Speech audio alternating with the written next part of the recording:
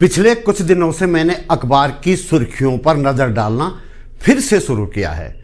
2-3 सालों से मैंने अखबार देखना पूरी तरह से बंद कर दिया था, बावजूद इसके कि एक अखबार हर रोज मेरे घर पर आता है। टीवी को कबाड़ खाने में पड़े तो शायद 9 या 8 साल हो चुके हैं। एलईडी वाला टीवी है, कोई कबाड़ी वाला भी उसे नहीं ले जा रहा है।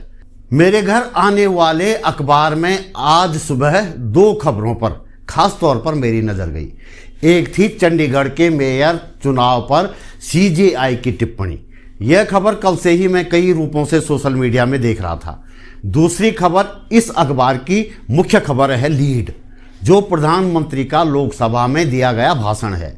इन 2 खबरों के नज़रिए से देखेंगे कि हमारे देश में लोकतंत्र कितना सुरक्षित रह गया है। समय मिले तो थोड़ी सी बात उत्तराखंड के यूनिफॉर्म सिविल कोड पर भी। नमस्कार, मेरा नाम है त्रिलोचन भट्ट और मैं करता हूं सरकार की नहीं सरोकारों की बात।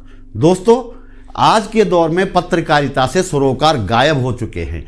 हर तरफ सरकार की बात होती है, इसके बदले सरकार से भरपूर लाभ मिलता है। लेकिन मैं अपना यूट्यूब चैनल, फेसबुक पेज और न्यूज़ पोर्टल आपके सहयोग से चलाने का प्रयास करता हूं। आप वीडियो बीच में छोड़ देते हैं तो मेरी मेहनत बेकार चली जाती है। वीडियो अंत तक देखकर लाइक कमेंट करें और दूसरे लोगों तक भी पहुंचाएं। संभव हो तो अपने जेब खर्च में से एक छोटी सी राशि बचाकर जन सरोकारों की पत्रकारिता को सहयोग दें। मेरे यूट्यूब चैनल पर ज्वाइन बटन आ गया है, इसे दबाकर आप मेरे चैनल की मेंबरशिप ले सकते हैं और मुझे सहयोग कर सकते हैं। थैंक्स बटन के माध्यम से भी आप मदद कर सकते हैं। चलिए शुरुआत chief justice of India DY Chandrachud की टिप्पणी से करते हैं। दरअसल हम कई बार कह चुके हैं कि बीजेपी के राज में देश में लोकतंत्र की हत्या हो रही है, संवैधानिक मूल्यों के साथ छेड़छाड़ की जा रही है। इस पर बीजेपी और RSS वाले लोग गाली गलौज पर उतर आते हैं।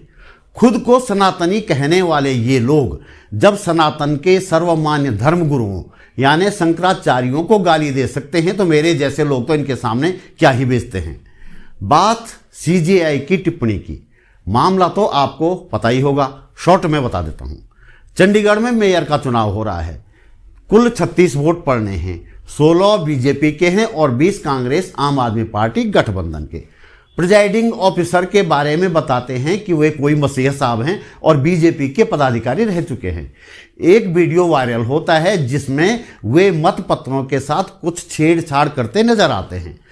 उसी वीडियो से लिया गया ये स्क्रीनशॉट आप देखिए, कैसी चोर नजरों से कैमरे की तरफ देख रहे हैं। इसके बाद वे अपनी कलम से आम आदमी पार्टी और कांग्रेस के पक्ष में पड़े 8 मतपत्रों को विकृत कर देते हैं। ये 8 मतपत्र अवैध घोषित कर दिए जाते हैं। बीजेपी को 16 वोट और विपक्ष को मिलते हैं 12। बीजेपी की जीत घोषित। उसके बाद प्रिजाइडिंग ऑफिसर साहब चोरों की तरह वहां से भाग जाते हैं। वो वीडियो मेरे पास भी है, लेकिन यूट्यूब के कॉपीराइट नियमों के कारण यहां लगाना संभव नहीं पा रहा है। मामले को हाई कोर्ट में चुनौती दी गई, पर हाई कोर्ट ने चुनाव परिणाम पर रोक लगाने से साफ इनकार कर दिया। अब मामला पहुंचा सुप्रीम कोर्ट। सुनवाई के दौरान CJI ने जो टिप्पणी की वह गंभीर संकेत देती है। मेयर के चुनाव में प्रिजाइडिंग ऑफिसर की करतूत देखने के बाद CJI ने टिप्पणी की कि लोकतंत्र की हत्या हो रही है, हम ऐसा नहीं होने देंगे। उन्होंने कहा कि क्या इस तरह से चुनाव करवाए जाते हैं।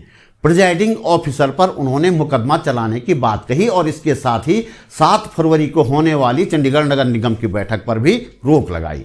प्रिजाइडिंग ऑफिसर जिस तरह से कैमरे की नज़र से बचने के लिए चोर नज़रों से कैमरे की तरफ देखते हैं, उस पर भी CJI ने टिप्पणी की।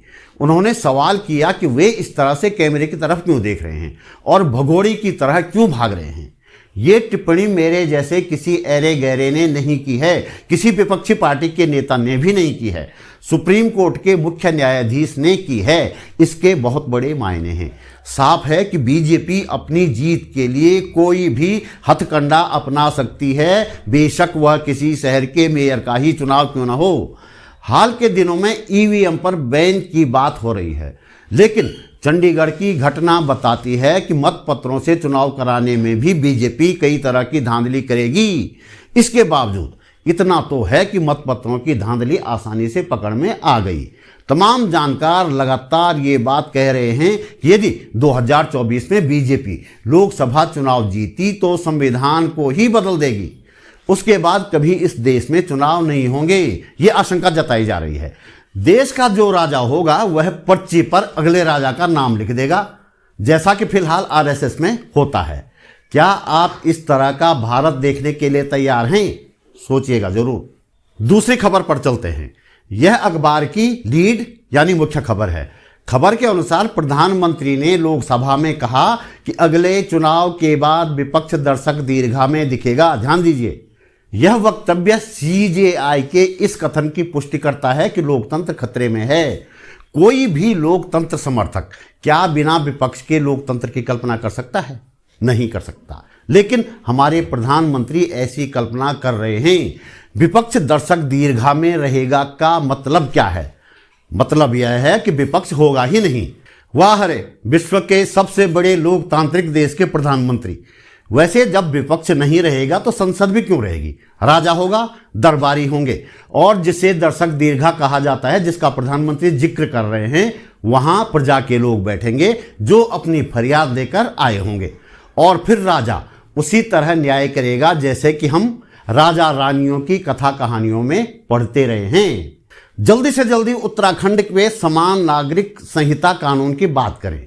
जय श्री राम के आक्रामक नारों के साथ यह विधेयक विधानसभा में पेश किया जा चुका है।